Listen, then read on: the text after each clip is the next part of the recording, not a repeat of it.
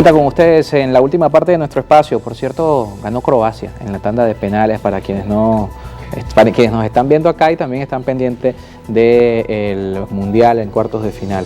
Jorge Barragán está con nosotros, responsable de Asuntos Internacionales de la Alianza del Lápiz, porque vamos a hablar de un tema que lo hemos visto esta semana desarrollarse y que hacíamos mención especial en la revisión de las informaciones hace algunos días. Perú vive en los últimos años un momento de inestabilidad política que se consolida nuevamente con lo que ha sido la destitución de Pedro Castillo por parte del Congreso, con la mayoría en un tercer intento, por cierto, luego de dos procesos previos que no lograron la mayoría necesaria para hacerlo.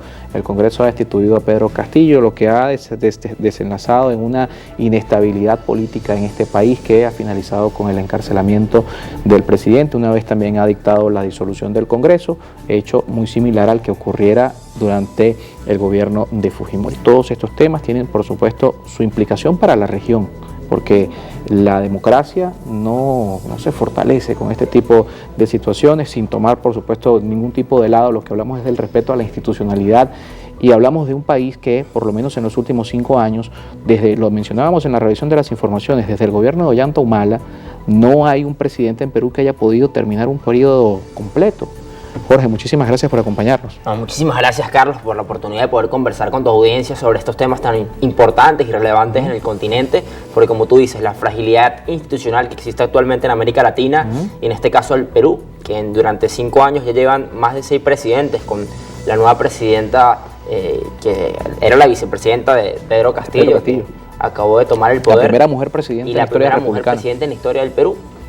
Pero vemos que la crisis política institucional continúa, la crisis política entre poderes, entre lo que es el Congreso peruano y lo que es el Ejecutivo, que constantemente está en un conflicto entre un poder sobre el otro, porque los partidos no logran tener la mayoría o no logran construir consensos ni equilibrios o un nuevo pacto constitucional, que era una de las ofertas políticas que decía Pedro Castillo al llegar al poder, para tratar de generar entendimientos que permitan tener tranquilidad en el Estado peruano, ¿no? Que pareciera que la política va por un lado y la economía va por el otro. La fragilidad institucional, mencionamos, es el tema clave dentro de todo esto, pero es un fenómeno, como menciona nuestro invitado, de la región. Mientras esto ocurre en Perú, en Argentina también estamos viendo cierta inestabilidad con lo que ha sido, por supuesto, el tema del proceso judicial hacia quien ejerce la vicepresidencia de la República. Hay en todo el continente algunos ejemplos de lo que está ocurriendo. El caso de Nayib Bukele también en El Salvador, con lo que ha sido el tema de la implementación de políticas mucho más agresivas respecto a las pandillas armadas. Este tema se extiende por la región. El caso de Perú, por supuesto, parece hoy el foco más fuerte de inestabilidad, pero es algo que estamos viendo en otras latitudes. Sin duda, sin duda. El tema peruano es interesante entender cómo los partidos se vienen a menos y existe esa fragilidad institucional dentro del Congreso, donde hay demasiados partidos, hay una cantidad, alrededor de 5 o 6 partidos tienen fuerza política en el Congreso, ninguno es mayoría y tienen que generar diferentes tipos de coaliciones, pero no es un tema de izquierdas o derechas, que era algo que se ha plantado en cierta opinión pública, no. Realmente, pero toda la fragilidad institucional comienza con Kuczynski, un presidente que representaba la élite económica peruana, venía de desempeñar diferentes cargos institucionales dentro del Fondo Monetario Internacional, dentro de la Bolsa de Valores en Estados Unidos, viene y es jefe de Estado del Perú y es el primero que enfrenta crisis con respecto al tema de corrupción, con respecto al hecho de Odebrecht en ese momento. Después de ahí viene una serie de nuevos mandatarios, viene Vizcarra, que más o menos tuvo cierta fortaleza por un contexto, pero también... Fue de todos el que tuvo más estabilidad. Fue el que tuvo más estabilidad, pero él cerró el Congreso por esa misma crisis política entre el Ejecutivo y el Congreso, pero en ese momento que Vizcarra cierra el Congreso, tenía el apoyo tanto de la Fuerza Armada como de la Policía, como de la población, de la sociedad en ese momento. Que le faltó a Pedro Castillo. Que le faltó a Pedro Castillo, totalmente. Hubo un hilo de tweets que daba el presidente Gustavo Petro muy interesante con respecto al hecho del Perú y cómo al final la fortaleza de Pedro Castillo era en las regiones. Y él se queda en Lima, donde en general, o sea, se queda haciendo o ejerciendo gobierno en Lima y termina perdiendo la capacidad de control del gobierno. Diferentes cambios de ministerios, de ministros en todo el proceso de su gobierno, diferentes llamados a vacancia durante el Congreso, más de 2 vacancias trataron de votarla dentro del Congreso, y cuando se esperaba otro nuevo llamado a vacancia para hacer un impeachment al presidente Pedro Castillo, al parecer no habían los votos y él se apresura y lanza este comunicado y este decreto que contraria en términos a la fortaleza política que tenía en el contexto, contraria a las instituciones peruanas, tratando de cerrar el Congreso, y muy parecido a lo que hizo, como te comentaba, Fujimori en su momento. Pero es un poco que él, la presidencia del Perú, sea él o sea otra, tiene la potestad de poder cerrar el Congreso constitucionalmente. Y el Congreso también tiene la potestad de poder hacer el impeachment al presidente. Entonces, legalmente el Perú se encuentra en esta suerte de poder siempre estar en constante conflicto, porque legalmente tienen la capacidad de poder ejercerlo.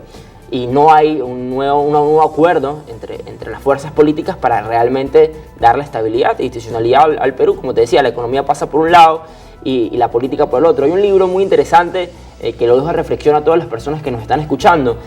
Se llama ¿Por qué fracasan los países? De Aaron Acemoglu, y habla un poco de las instituciones y cómo en América Latina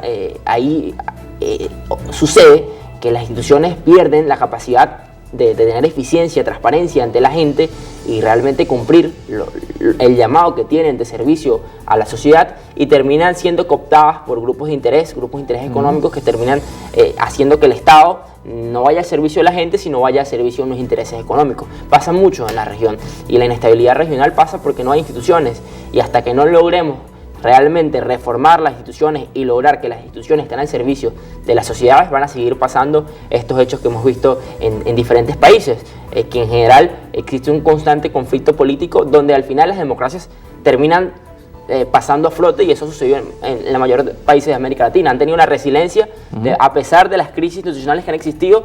La gente termina, y las sociedades terminan, los pueblos terminan queriendo las democracias en sus países, por más crisis que exista. Y eso ha pasado, ¿no? Hemos visto los diferentes casos donde, por más que hayan ciertas inclinaciones autoritarias, terminan llevando... Vimos el caso de Ecuador, por ejemplo, luego de la destitución de Abdalá Bucaram y todo lo que de allí derivó. La fragilidad de las instituciones, en este caso de Perú, también es interesante mezclarlo con el flagelo de la corrupción, porque no es solamente lo que ha venido pasando estos últimos años con Pedro Pablo Kuczynski, con lo que han sido las presidencias que sucedieron Ollanta Humala. Si nos vamos más atrás, Ollanta Humala, acusado por corrupción; Alan García, acusado por corrupción; Toledo, acusado por corrupción. Estamos hablando de que todos los presidentes, posterior a la caída de Fujimori, han estado involucrados en hechos de corrupción. Como esto también de alguna manera impacta en este tema, en lo que tiene que ver con la fragilidad de las instituciones. Sí, como te decía, ya las instituciones y el Estado dejan de estar al servicio de las sociedades, de los pueblos, de las personas, sino pasan a estar al servicio de los intereses económicos, porque las políticas no están definidas por un interés que vaya más allá. No están definidas por un plan de gobierno, por un interés de que las personas tengan cierta bienestar, o cual sea la política o el objetivo que encamine ese gobierno, sino los intereses pasan a ser productos de grupos económicos que tienen intereses en que se tomen ciertas políticas para favorecerlo. Y es el caso de Odebrecht, que terminó llevándose a muchos presidentes en América Latina. En el único lugar donde no se llevó a ningún presidente fue en Venezuela, pero en toda América Latina el caso y la corrupción de Odebrecht llegó a golpear muy fuerte las instituciones por esa misma fragilidad institucional, donde en general no hay garantías, transparencia, que le permita al ciudadano sentirse o confiar en las instituciones, confiar en la clase política, confiar en los gobiernos. Y pasa que existen estas olas de populismo, pasa que existen estas olas de alternativas diferentes fuera del sistema, que al final pueden ser la mejor opción o no, dependiendo del contexto, dependiendo del lugar en América Latina, pero terminan siendo una respuesta al problema de fondo, que es que las instituciones y el Estado dejaron de servir a la gente. Hay también un tema que mencionaba nuestro invitado y que en el futuro, a lo que compete Perú, tiene mucho que ver. Quien asume la presidencia no tiene acuerdos políticos, no tiene la mayoría en el Congreso. Es un Congreso que está fragmentado en muchas organizaciones políticas. ¿Qué futuro le espera a este gobierno? De hecho hay una cuestión en el Congreso del Perú, que es que solamente los diputados pueden estar reelectos una vez. O sea, no hay continuidad institucional, no hay continuidad política. En este caso, si existiría un nuevo Congreso, vendrían unos nuevos diputados, y eso hace que los partidos políticos, que son muy importantes para las instituciones y muy importantes para la democracia, partidos políticos que respondan al servicio real de la gente y no partidos políticos que respondan a otros servicios. Pasa que al final se vuelven frágiles, porque bueno, vienen nuevos diputados, viene un cambio generacional, etcétera, y al final, al cabo, pareciera que los que llegan al Parlamento van en otra búsqueda ¿sabes? Porque tiene un tiempo finito de 4 o 5 años que al final no es del interés. Estamos a las expectativas de cuánto, ella llegó con, en este caso, la nueva presidenta del Perú, llegó con un discurso conciliador, un discurso pacificador, de generar acuerdos institucionales, pero sigue habiendo también mucha crispación de los sectores más radicales dentro del Congreso peruano, que ven en ella una presidenta no legítima y llaman y están tratando de convocar a un nuevo proceso electoral, cuando este periodo electoral apenas lleva apenas 2 años, o sea, no llega absolutamente nada. Entonces, estamos a las expectativas de lo que puede llegar a ocurrir. Nosotros, el ese lápiz, siempre vamos a ser muy respetuosos de las instituciones, muy respetuosos de las decisiones de los países, pero siempre defendiendo tanto la democracia